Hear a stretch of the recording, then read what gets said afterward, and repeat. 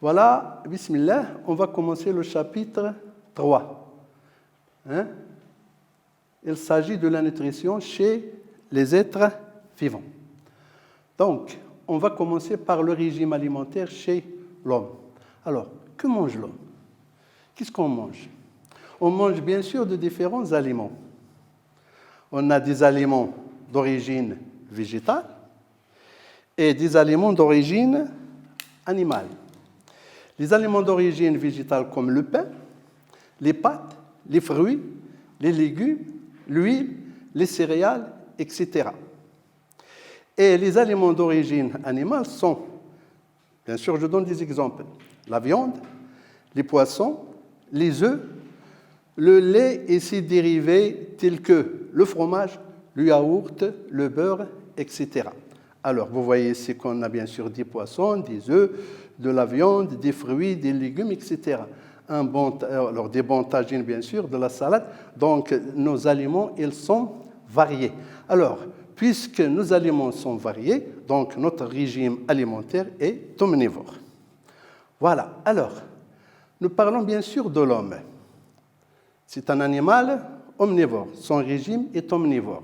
Il consomme toutes sortes d'aliments. Comme j'ai dit, les aliments d'origine animale et des aliments d'origine végétale. Alors, la question qui se pose, c'est quels sont les organes qui permettent à l'homme d'être un animal omnivore? Ça veut dire quels sont les organes qui permettent à l'homme de manger toutes les sortes d'aliments. Alors, pour répondre à cette question, on va observer le crâne de l'homme. Alors, vous voyez ici qu'on a des dents. La mâchoire supérieure, elle est fixée aux os du crâne et la mâchoire inférieure.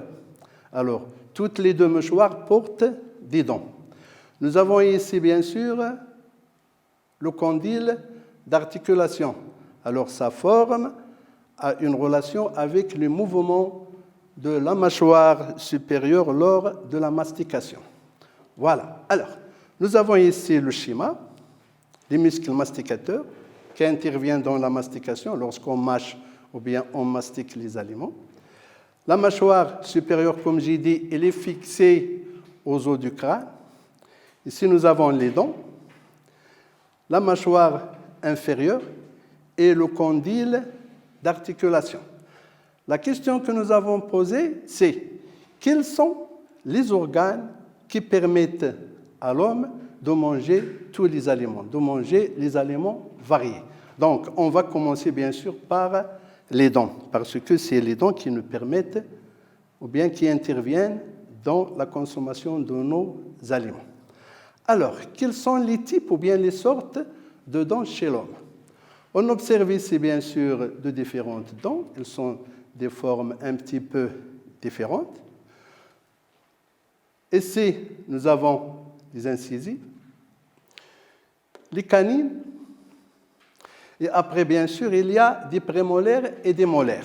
Alors, ici, c'est l'observation de la demi-mâchoire inférieure chez l'homme. Et je crois que c'est la demi-mâchoire droite.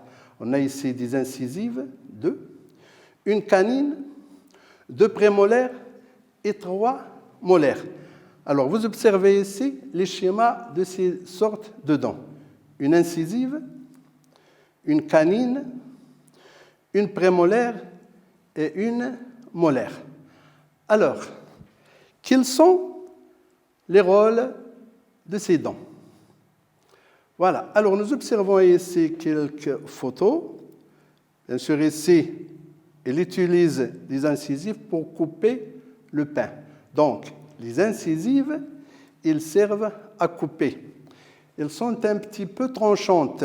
Alors, puisqu'elles sont tranchantes, donc elles servent à couper les aliments. Les canines, elles sont un petit peu pointues. Et lorsqu'elles se croisent lors de la mastication, elles servent bien sûr, ou bien elles aident à déchiqueter les aliments et surtout la viande. Alors, lorsqu'elles se croisent pendant la mastication, elles déchiquetent la viande surtout, et d'autres aliments bien sûr. Déchiqueter, ça veut dire déchirer en morceaux de différentes tailles. Et nous avons ici les molaires, les prémolaires, pardon, et les molaires. Alors, regardez-moi la différence entre une prémolaire et une molaire. Ils ont une surface toutes les deux, mais la surface de la prémolaire, elle contient deux saillies un petit peu coupantes. Alors, puisque ces saillies sont un petit peu coupantes, donc les prémolaires, elles aident à déchiqueter les aliments. La prémolaire, elle contient sur sa surface 4 saillies. Donc, sa surface est une surface broyeuse. Donc, ils servent à broyer et à écraser les aliments. Alors, la prémolaire, selon sa forme, elle aide à déchiqueter les aliments, comme il aide aussi à écraser et à broyer les aliments. Alors, regardons la photo ici. Alors, je crois qu'on a ici le commencement d'une carie dentaire, donc il faut bien sûr se laver les dents régulièrement pour éviter la carie dentaire. Alors, vous voyez ici une prémolaire avec ces deux saillies sur la surface. Elles sont séparées par un sillon. Et la molaire, elle a 4 saillies. Alors, ces 4 saillies font de sa surface une surface de broyage. Alors, les incisives, ils servent à couper les aliments. Ils servent à couper les aliments comme le pain, les fruits, les pommes, lorsqu'on mange une pomme, les biscuits, donc ils sont coupés par les incisives. Les canines, elles permettent de déchiqueter la viande, surtout en se croisant pendant la mastication. Les molaires, elles servent à écraser et broyer les aliments. Pourquoi? Parce que leur surface contient 4 saillies. Donc, c'est une saillie broyeuse. Elles servent à broyer les aliments. Les prémolaires, elles aident à déchiqueter, comme elles aident aussi à écraser les aliments. Pourquoi? Parce que leur surface contient 2 saillies. Elles servent à couper, comme elles servent à écraser surtout. Donc, nous avons vu bien sûr les différentes sortes de dents chez l'homme. Donc, on va passer maintenant à la formule dentaire chez l'homme. Nous savons tous que les dents apparaissent progressivement chez l'enfant. Alors, nous avons ici la mâchoire supérieure et la mâchoire inférieure de l'enfant. Si on compte les dents, bien sûr, on voit ici qu'il contient dans chaque mâchoire 4 incisives, 2 canines et 2 prémolaires. Les molaires ne sont pas encore apparus. Alors, ces dents de l'enfant qui apparaissent au début, ce sont les dents de lait. Elles seront tombées et elles seront remplacées, bien sûr, par les dents définitives. Donc, la denture ou bien la formule dentaire de l'enfant de 3 ans, et on donne la formule dentaire. Qu'est-ce que ça veut dire la formule dentaire? Ça veut dire le nombre de types de dents dans chaque demi-mâchoire. Donc, dans la demi-mâchoire supérieure, on a 2 canines, 2 incisives, une canine et 2 prémolaires. Et dans la demi-mâchoire inférieure, c'est la même chose. On a 2 incisives et indique les incisives, une canine, indiquée par la lettre C, et 2 prémolaires. Prémolaires, on a 2. Donc, elle a des dents de lait. Ce ne sont pas des dents définitives parce qu'elles tombent et elles seront remplacées par les dents définitives, comme j'ai dit. Chez l'homme adulte, la formule dentaire est dans chaque demi-mâchoire, que ce soit la mâchoire supérieure ou inférieure, il y a 2 incisives, une canine, 2 prémolaires et 3 molaires. Ça veut dire 16 dents dans chaque mâchoire.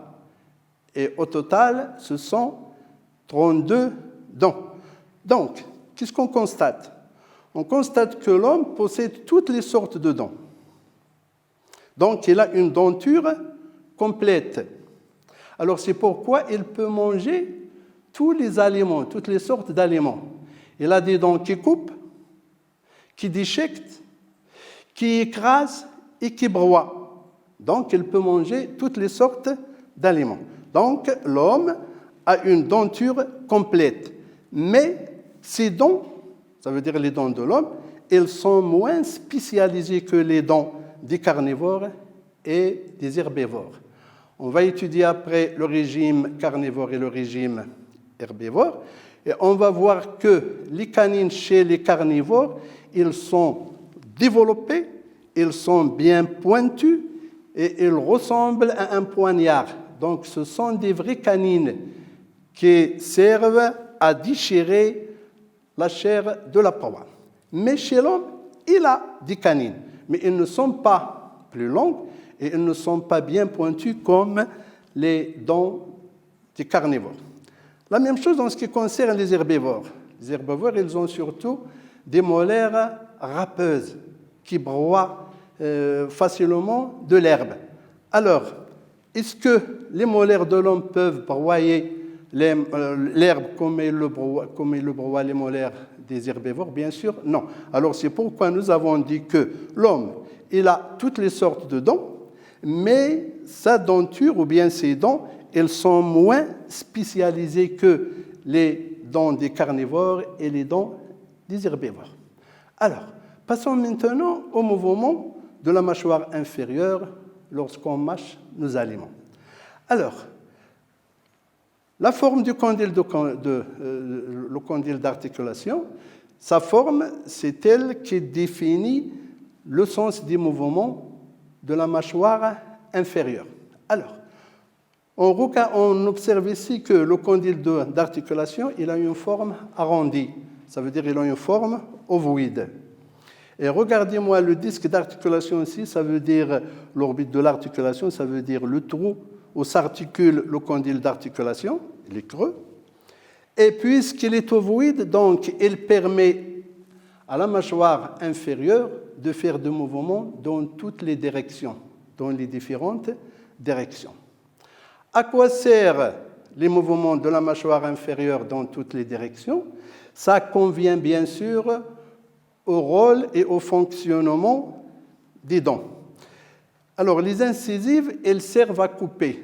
Alors, pour couper un biscuit ou bien le pain ou bien une pomme, le mouvement de la mâchoire inférieure doit être vertical, d'accord? Pour couper, comme ça. Alors, c'est pourquoi, bien sûr, la mâchoire inférieure doit, bien sûr, descendre et monter. Ça veut dire qu'elles effectuent des mouvements verticaux.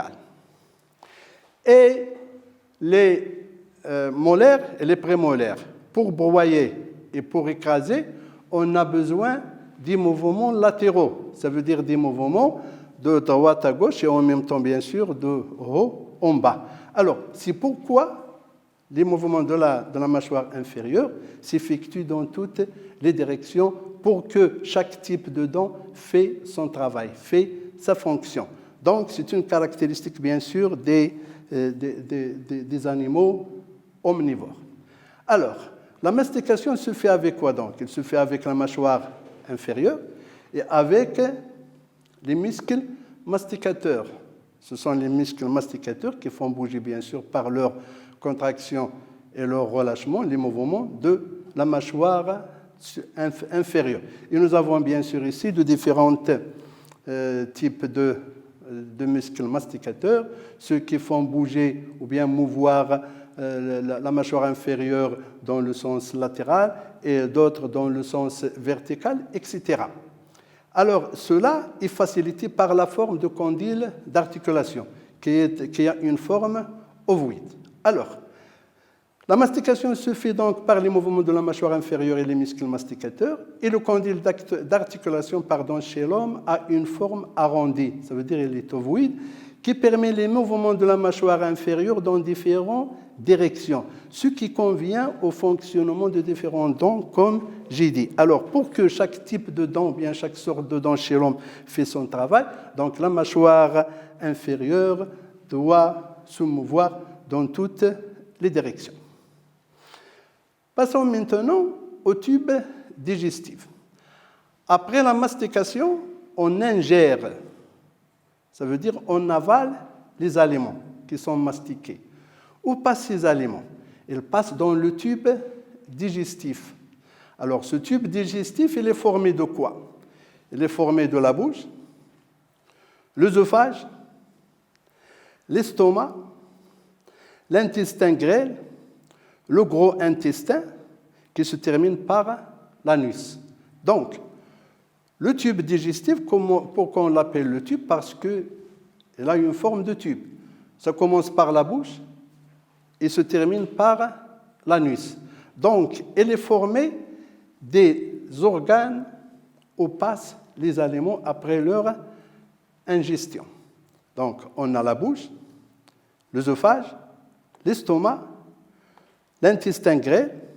Regardez, il est un petit peu long ici chez l'homme. Il se connecte avec le gros intestin qui se termine par l'anus.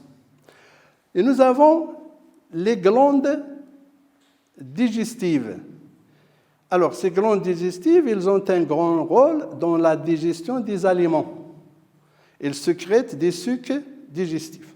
Ces glandes digestives sont les glandes salivaires, elles sécrètent de la salive dans la bouche, à l'intérieur de la bouche. Le foie, elle sécrète la bile qui s'accumule dans la vésicule biliaire avant de passer à l'intestin grêle. Et aussi l'estomac, sa paroi contient des minuscules glandes gastriques. Lorsqu'on dit gastrique, ça veut dire ça concerne l'estomac. Et le pancréas, il sécrète lui aussi le suc pancréatique qui se déverse au début de l'intestin grêle, dans le duodénum. Et ensuite, les glandes intestinales qui se trouvent au niveau de l'intestin grêle. Donc, l'appareil digestif comprend le tube digestif plus les glandes digestives. Le tube digestif est formé de quoi, comme j'ai dit? Il est formé de la bouche, l'œsophage, l'estomac, l'intestin grêle et le gros intestin. Les glandes salivaires sont les glandes digestives. En général, les glandes digestives. Il manque ici un S, pardon, c'est une faute de frappe. Alors, ce sont les glandes salivaires, le foie, les glandes gastriques au niveau de l'estomac, le pancréas et les glandes intestinales qui se trouvent au niveau de l'intestin grêle. Donc, la remarque qu'on peut remarquer ici, c'est que l'homme a un tube digestif de longueur moyenne. Alors, il n'est pas long et il n'est pas court. Et il a un estomac formé d'une seule poche.